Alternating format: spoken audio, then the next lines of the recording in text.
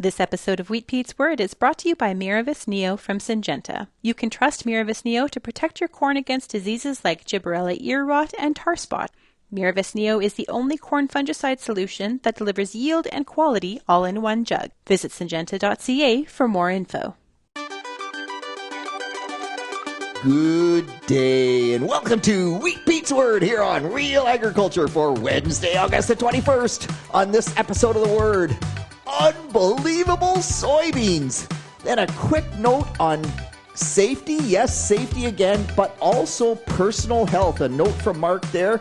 After that, we have corn, we have soybean, we have wheat, we have winter canola, and we have a fertilizer. Agronomy answers as much stuff as I can get through. There is lots to talk about. Let's go!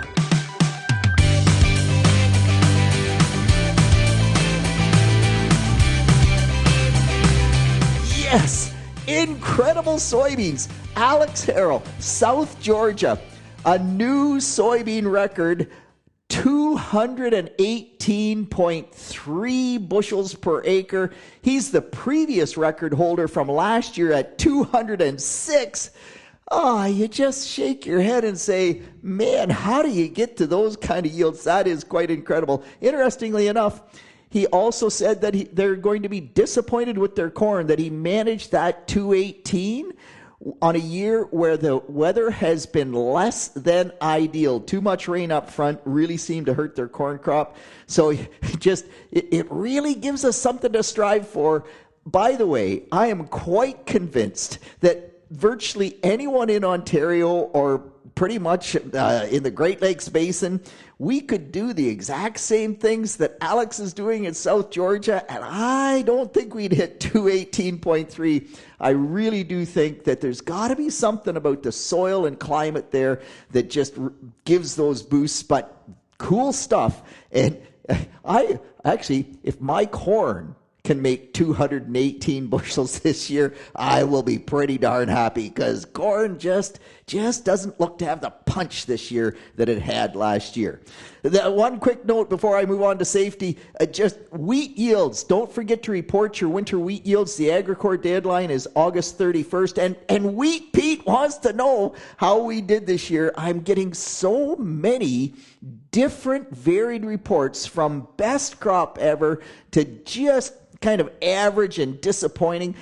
Interestingly enough, average these days for some growers is 115 bushels per acre, and they're disappointed with that. So that is awesome, but it is just one of those years where, I don't know, I cannot figure out whether we will have a shot at a new record or not. I don't really think so, but I'm keen to find out. All right, I want to talk quickly about road safety. So last night, Middlesex Soil and Crop, a great presentation on safety from the from the Middlesex Federation of Agriculture, and a couple of things that jumped out to me. In the discussion after, there was a discussion about courtesy and the fact that too many growers just aren't courteous on the road. Man, we do not have a right to block roads. By the way, if you are over the yellow line, you are illegal. You must give that full right of way to the oncoming traffic. You cannot go over that yellow line. And for most people, that means take the doggone header off the combine. But just think about it and be courteous. Think about the people behind you. Oh, I know they're all in a rush and they couldn't wait 15 seconds to save their soul.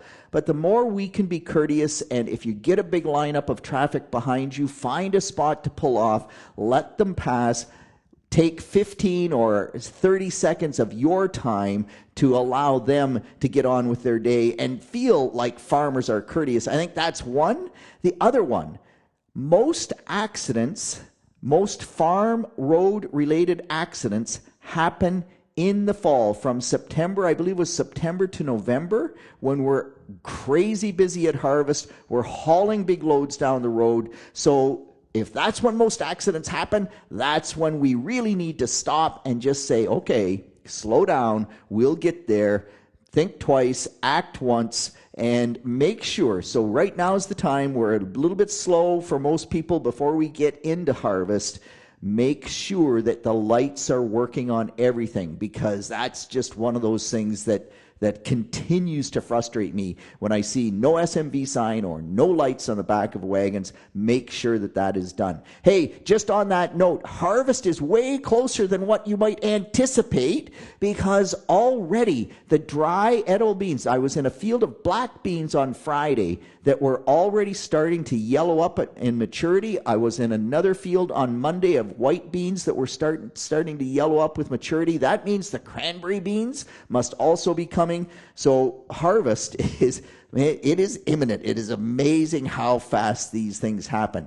On a health note, a great text from Mark. Mark from Napanee, you'll hear me talk about him. He's a great contributor to the Word, a great farmer along the north shore of Lake Ontario. And he just got out of the hospital, and his comment was, Peter, you talk about mental health. Mental health is incredibly important.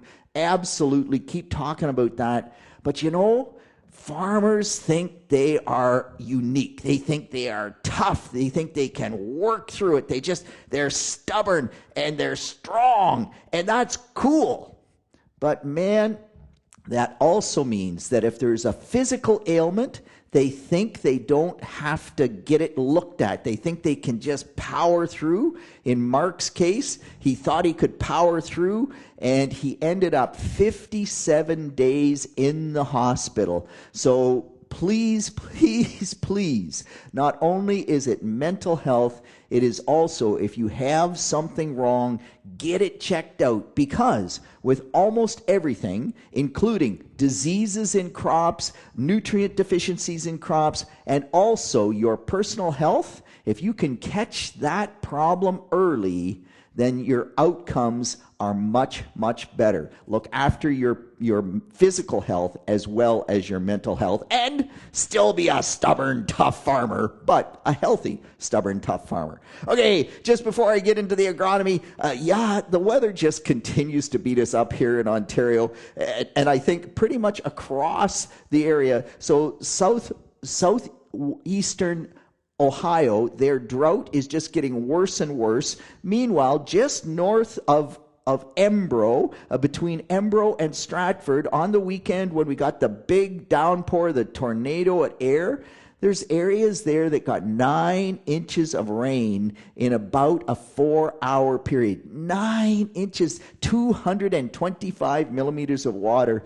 So, yep, the weather just hasn't started. Last night, my good friend Roy said, Peter, so what is the average rainfall for Ontario? And I said, okay, it's a little bit variable from place to place in Ontario, but the ballpark is 35 inches. That's sort of the average. And Roy said, well, I've already got 31 inches. So does that mean I'm only going to get 4 inches of rain from now through to December 31st? Because Mother Nature does tend to average things out. Well, Roy, who would know? But at the end of the day, my expectation is that it's going to stop raining at some point, and maybe we'll get a nice dry harvest period. Wouldn't that be a treat? All right, let's move on and talk about agronomy. First up, I'm getting lots of questions about 2 new wheat varieties, 25R65 from Pioneer and B08 from Snowball Seeds. And there is no performance trial data in the Ontario Cereal Crop Trials online. And I get lots of people saying, like, why? I'd like to look at that data. Where is it? Well, in this particular situation, both of those varieties, R65 and B08, are not registered. If they're not registered, it's illegal to sell them in Canada. And that means if it's illegal to sell in Canada, then we don't publish the data. That is a Cereal Crop Committee decision, and that's been standing forever. So yes, both of those varieties, hopefully they do get registered before wheat planting time so that we can get some of them in the ground. They both look like they have some potential, but I think they're just... 1-year data is always too thin data, and they're not the only new varieties out there to try. There's OAC Virgo, there's Fuse, there's lots of cool new varieties to put in your test plots. So get that seed if you can, and have a look at those varieties. But by the way, it's also, to me, really cool that people are using the Cereal Crop Committee trials, that they're looking for that data. And good on you, because it's good data. It gives you something to look at moving forward. All right, next up, alert, alert, alert. Well, it's a small alert, but from Ryan Benjamin's, my good friend in Lambton County, great agronomist there. He's finding soybean aphids northwest of Forest up along the edge of Lake Huron at above threshold levels. So remember that at this time of year, 250 per plant and rapidly increasing numbers. He's finding 500 per plant, but it also depends on the maturity of the soybeans. So once you get past kind of R5, that threshold level starts to go up. And Ryan did say there's some soybeans in that area at R5.5, but the later planted ones, I think it's just a really great reminder to get out there and scout. Just because we're getting, on into August doesn't mean that these problems go away. So make sure you get out and scout. So here's the next hot topic out in the countryside, and that is tar spot. So again, at the Middlesex meeting last night, I walk out into the cornfield there, and I absolutely am finding tar spot in that corn crop. And so the question becomes, do we spray it twice? It was sprayed once in late July. And the first question is, why is there tar spot there? Well, typically we get 14 days of control out of that fungicide. So if it was sprayed, I don't know, so call it July the 28th, we're well past 14 days. So to start seeing some initial lesions, some initial tar spots on the leaf is not surprising. And then the question becomes, because Field Profit right now is saying that tar spot is at extremely high risk in many fields across southwestern Ontario, do we spray it a second time? And I think you really look at the stage of the crop. If you are at R3, you're more than 14 days away from your last fungicide application, you're seeing new tar spot lesions, and you're still at R3 or less mature than R3. R3 is sweet corn stage. So it's that milky stage. It's when you can eat field corn, which has no genes for sugar, and it actually tastes good. It doesn't taste starchy. If you're at that stage, you may well want to consider, because it's a 6-week kind of window, and the data says most of the time 2 applications are not necessary. But at that early development stage, there's a higher chance that a second fungicide application will actually be economical. Once you get to R4, and R4 is just kind of that stage where it's like, it's just too ripe for sweet corn. You take that bite of that field corn, and it's kind of, this is just starchy. There's no dent yet, but the kernels are big and full. If you're at that stage, the chances of the tar spot developing into a major problem, a major yield limiting problem, really drop off. And in the field I walked at Middlesex Soil and Crop, it was absolutely at R4, late R4, even maybe starting early R5. I found 1 or 2 kernels that had just started to dent. If that's the situation, then you don't need to think about that second application. It's far enough along that the disease can't build up fast enough to really have a major impact on yield. All right, next, clip your clover. It's amazing. We have good clover stands in many fields across the province, but as I'm driving around, and I've hammered on this, weed control and wheat stubble, and yes, red clover, a good stand of red clover is 95% weed control. But those 5% weeds that do get through, and I'm seeing lots of pigweed, lots of ragweed, they can set a tremendous amount of seed. Clip, clip, clip. Josh last night said the clover that wasn't clipped at the Middlesex trial, because he left it there just to show us the stand, the difference between drone applied and ground applied. And by the way, there was no difference, so that's a great trial. It means if it's too wet to drive across, or you don't want to freeze your butt in March on the four-wheeler, hire the drone. The drone can spread red clover seed. It does a great job at that, but get that clover clipped. While I'm on cover crops, I just was reminded, Dave Hooker's great work and the group at University of Guelph working on cover crops right now. 50 pounds of nitrogen. I've talked about this before, but I did go back to Dave and just say, Dave, so run that through by me again. 50 pounds of nitrogen on a cover crop. It doesn't matter if it's oats or it's a multi-species blend. 50 pounds of nitrogen in their data gives you twice as much biomass. And man, if the focus of cover crops is to give us better soil health, you need above ground biomass to support root growth. It's really the root growth we're after from a soil health perspective.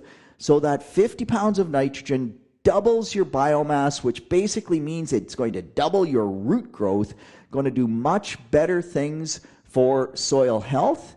And the other thing is that on the oat crop, remember, if you don't put nitrogen on, we actually get a yield drag. We've talked about this the last 2 weeks. I'm not going to talk about it again now, but you put that 50 pounds of nitrogen on, and it changes the carbon to nitrogen ratio in the oat crop, and that yield drag seems to go away. We still can't get straw and lay it on the soil surface, but regardless, it will break down faster. Plus, you get about a 20-pound nitrogen credit to the subsequent crop, whereas if you don't put nitrogen on that cover crop, for the most part, we get a zero nitrogen credit and oftentimes a yield drag. So I think that's really interesting stuff.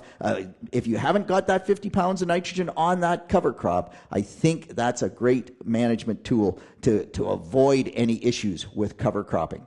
All right, next, a different Dave actually calling and saying, Peter, so I had wheat last year, 2023, was a good crop. I had a great stand of clover. In fact, the clover was so good, we cut it for hay in the fall of 2023. Fast forward to 2024, we have been so wet here at Glencoe that we just didn't get any crop planted. Can I go back to winter wheat now this fall? Because I'll be able to get it planted early. I'm going to struggle to get any other wheat in. What about take-all? What about diseases? Can that work? And so it's a great question, Dave. The first question really becomes, how much volunteer wheat did you get across that field, at least in the spring with a sprayer? Take out the volunteer wheat, because if there's a lot of volunteer wheat, now you're basically continuous wheat. You had wheat in 23, it acts like you had wheat in 24. The risk of take-all goes up significantly. If you killed that volunteer wheat in the spring, man, then I think the chances of an issue are pretty small. Unless, of course, if you've been in a soybean wheat rotation, eventually diseases get you, because that's an alternation, not a true rotation. If you've only had wheat every third year, you can do this wheat on wheat, so to speak, and probably not have an issue. But great question. All right, next up, lots of questions coming in about canola, winter canola, lots of new growers. So seeding depth, aim for 3/4 of an inch, not deeper than 1 inch, but 3/4 of an inch is what you would aim for. So, that'll give you 1/2 inch to 1 inch depth. You want to plant it. The ideal timing is 2 weeks before your wheat optimum date. So go to the cereal crop website, the gocrops.ca. Go to that website and have a look at the optimum planting date for winter wheat. For my particular farm, it's September 25th. I would be 14 days ahead of that. That sort of means September the 10th. I want to have my canola planted by September the 10th. Lots of people would say with Mercedes, last week of August, first week of September is ideal timing. The other thing is to don't forget the fall fertility. So some excellent work done, I believe, at the Harrow Research Station by Eric Page.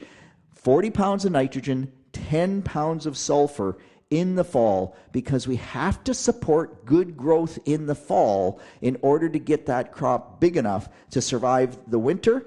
The other interesting thing is that you can put small amounts of phosphorus right with the seed, so up to 50 pounds of product MAP or 25 pounds of P2O5, and that gives it a nice boost.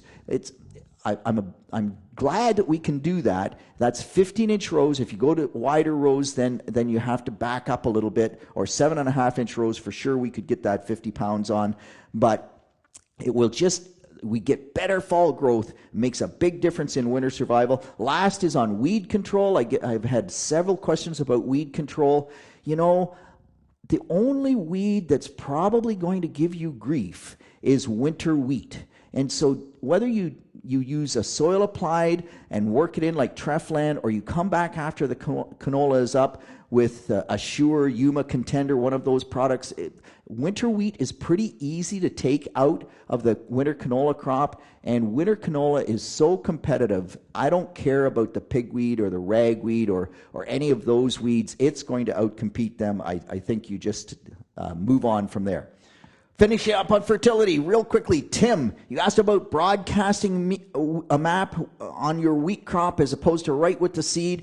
4 times. It takes 4 times as much MAP or phosphorus as what you can get in furrow. But if you're going to broadcast 200 pounds of product MAP, I think that's going to do the job most of the time. It won't be quite as good as in furrow, but that's what it takes. Last, Mark, you asked about blending ATS, ammonium thiosulfate, with 32% nitrogen and storing over the winter. So the blend is 81% 32 and 19% ATS. That ends up with a 28005 sulfur. Can you do that? The answer is yes. It will salt out if it gets down to about minus 25 Celsius. And so you better have the capability to do some agitation. It's not ideal. I have heard sometimes that the ATS will not blend as well, and maybe that's a bit to do with what source of ATS you have, but that's the ratio. Most of the time it works,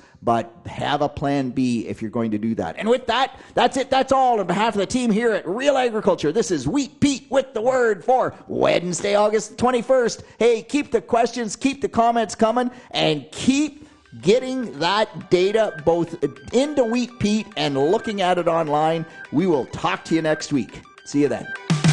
Thank you for downloading this episode of Wheat Pete's Word, brought to you by Miravis Neo from Syngenta. You can trust Miravis Neo to protect your corn against diseases like gibberella ear rot and tar spot. Miravis Neo is the only corn fungicide solution that delivers yield and quality all in one jug. Visit syngenta.ca for more info.